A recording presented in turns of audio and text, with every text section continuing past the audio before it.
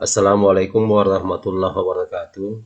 Kali ini kita lanjutkan pembahasan kita, dan pembahasan kita selanjutnya adalah paham mengenai radikalisme. Ya, kemarin kita sudah membahas mengenai Islam wasatiyah.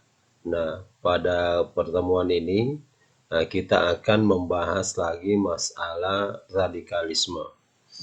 Nah, Ananda semua, kata radikal itu berasal dari bahasa Latin yaitu radix, yang artinya akar. Nah, secara etimologi, kata radikal itu mengandung arti segala sesuatu yang sifatnya mendasar sampai ke akar-akarnya atau sampai pada prinsipnya. Nah, sikap radikal itu akan mendorong perilaku individu untuk membela secara mati-matian mengenai suatu kepercayaan, keyakinan, agama, atau ideologi yang dianutnya. Radikalisme itu dianggap baik sebab memiliki konotasi positif, ya, dengan progresif dan inovatif. Sedangkan radikalisme itu dianggap tidak baik, ya, sebab memiliki konotasi negatif dengan ekstremisme. Nah, Ananda semua, radikalisme ini dijadikan sebagai salah satu paham atau aliran yang menuntut perubahan dan pembaharuan sistem sosial dan politik dengan cara kekerasan ataukah dengan jalan yang ekstrem. Paham radikalisme ini seringkali dikaitkan dengan agama ataukah mengatasnamakan agama. Padahal semua agama tidak mengajarkan yang namanya kekerasan. Nanda semua, namun agama yang sering menjadi target adalah agama Islam, sehingga muncul adanya orang Islam yang radikal, yaitu orang Islam yang mempunyai pikiran yang kaku dan sempit dalam memahami Islam, serta eksklusif dalam memandang agama-agama yang lain.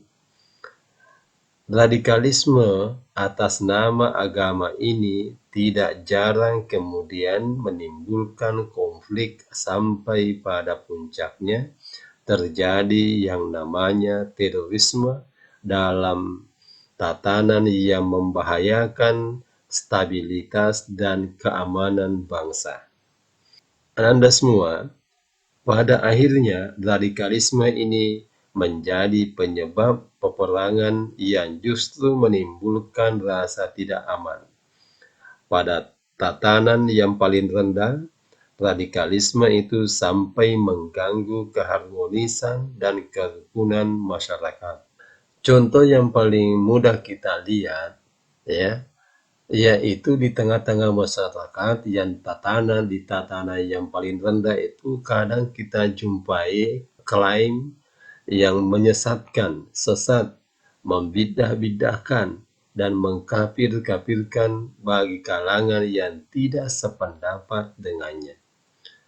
Tapi perlu juga dipahami, ya, bahwa hakikat Islam adalah agama yang cinta dan membawa kedamaian. Mereka yang menerapkan kekerasan dan mengatasnamakan Islam bukanlah orang Islam sesungguhnya. Ada beberapa yang menjadi penyebab adanya radikalisme itu, antara lain adalah bahwa pengetahuan agama yang setengah-tengah melalui proses belajar yang doktriner. Yang kedua, Anda semua, memahami Islam dari kulitnya saja, tetapi minim wawasan tentang esensi agama. Yang ketiga, Anda semua, penyebab radikalisme itu disibukkan oleh masalah sekunder sembari melupakan masalah-masalah yang sifatnya primer atau yang paling utama. Yang keempat, Anda semua, penyebab radikalisme itu adalah lemah dalam wawasan sejarah dan sosiologi, sehingga fatwa-fatwa mereka sering bertentangan dengan kemaslahatan umat, akal sehat, dan semangat zaman. Anda semua, mari kita lihat bagaimana kita melihat tanda-tanda paham radikalisme itu.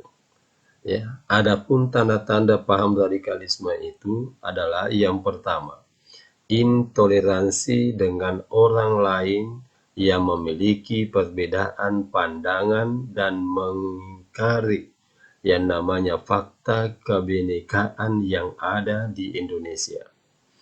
Ya, itu yang pertama.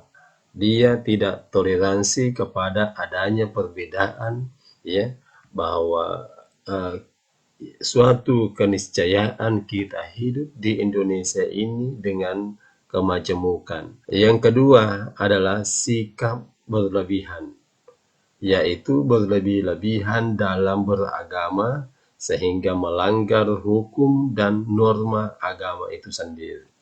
Yang ketiga adalah memaksakan kehendak dengan berbagai dalil, termasuk dalil agama. Bahkan ingin mengubah moral masyarakat beragama dengan jalan khawarijiyah, ya, atau berontak, bukan dengan tajridiyah, yaitu proses bertahap ataukah berproses. Yang keempat, Nanda semua, tanda yang keempat itu adalah menggunakan jalan-jalan kekerasan, ya, baik itu verbal ataupun fisik, yang menumbuhkan kecemasan atau teror dan penghancuran fisik atau vandalisme kepada orang lain yang tidak sepaham. Yang kelima adalah merasa dirinya paling benar, sehingga tidak mau mendengarkan argumentasi dari kelompok lain. Nah, selanjutnya mari kita lihat bagaimana Islam menentang radikalisme. Sikap melampaui batas tidak akan membuahkan hasil yang baik dalam semua urusan, apalagi dalam urusan agama. Di antara sikap melampaui batas adalah bersikap radikal dengan segala bentuknya yang menyelisihi syariat. Islam itu melarang umatnya untuk melampaui batas dengan mengamalkan agama yang ekstrim sehingga melebihi batas kemampuan ataukah batas kewajaran. Sebagaimana sabda Rasulullah, "Iyyakum wal gulu fiddin, fa innama ahlaka man kana qablakum fil guluwi fiddin." Hindarilah oleh kalian tindakan melampaui batas atau gulu dalam beragama, sebab sungguh gulu dalam beragama itu telah menghancurkan orang sebelum kalian. Hadis ini diriwayatkan oleh An-Nasa'i dan Ibnu Majah. Nah, Ananda semua, berlebih-lebihan dalam agama adalah dengan melakukan sesuatu yang melampaui batas dengan kekerasan dan kekakuan.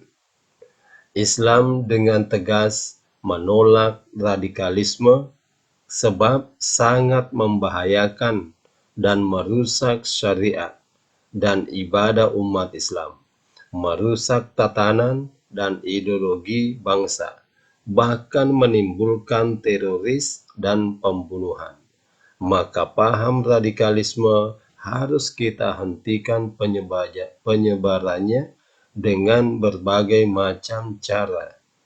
Di antaranya itu adalah dengan meningkatkan pemahaman agama secara kafah atau sempurna, baik melalui pendidikan formal ataupun dalam bentuk non-formal. meningkatkan rasa toleransi dengan cara menghormati yang namanya perbedaan yang ada. Dan harus kita waspadai pengaruh dari paham yang radikal